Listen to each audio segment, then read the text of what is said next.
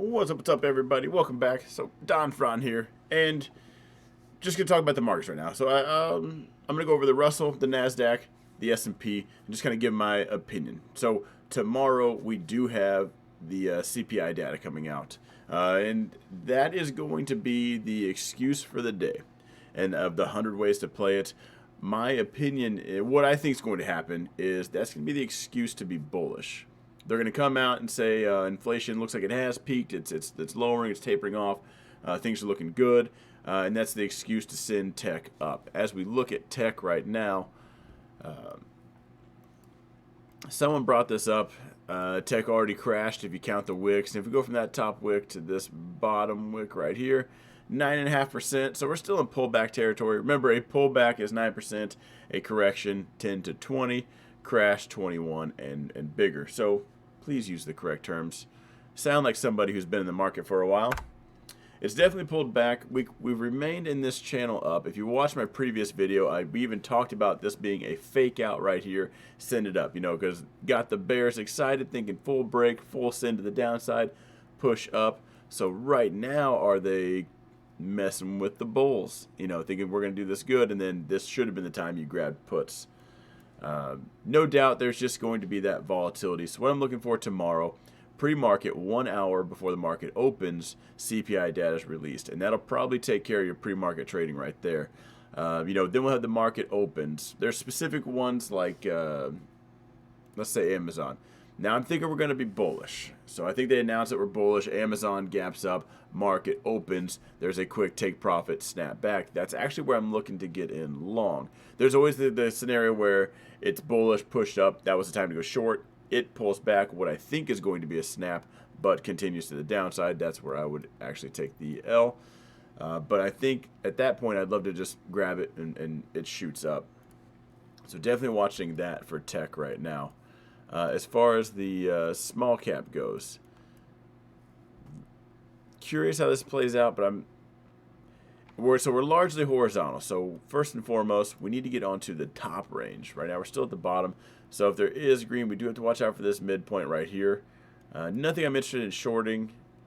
At that point, yeah, still going to buy down here. If for some reason pre-market we send this thing down and it breaks this, at that point, I am going to go short.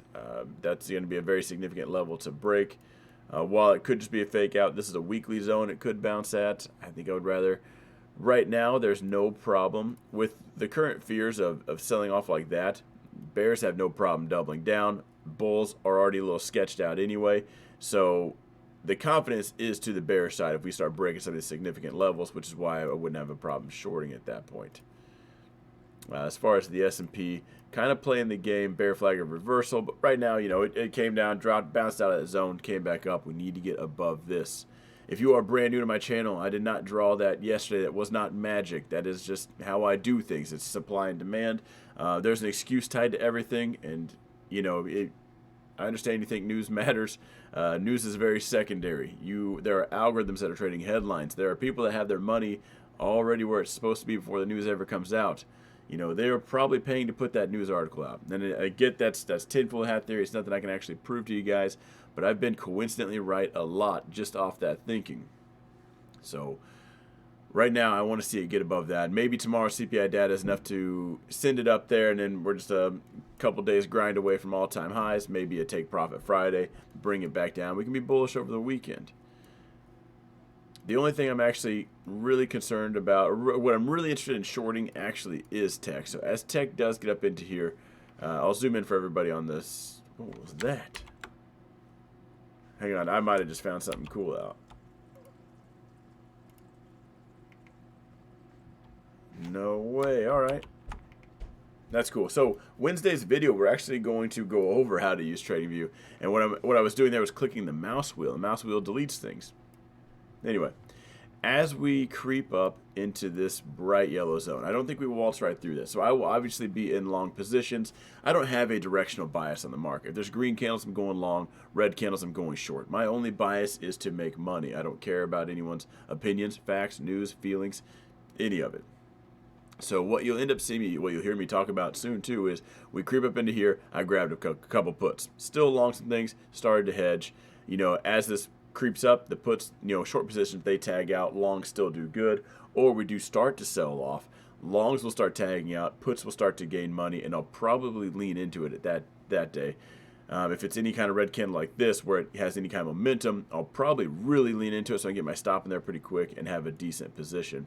But right now, until we actually break outside of this, I'm watching this. I think all the volatility is in tech right now, and tomorrow we got an excuse for a move in tech. So anyway, I'll end it here. That is 1 hour before the market opens. Market for me opens at 8:30. CPI data comes out 7:30. So if you're curious what the giant move was, and you watch this after, that's why you got to hit the bell. You got to hit the subscribe button, hit the bell, get the notifications, watch them, and I will see you guys in the next video.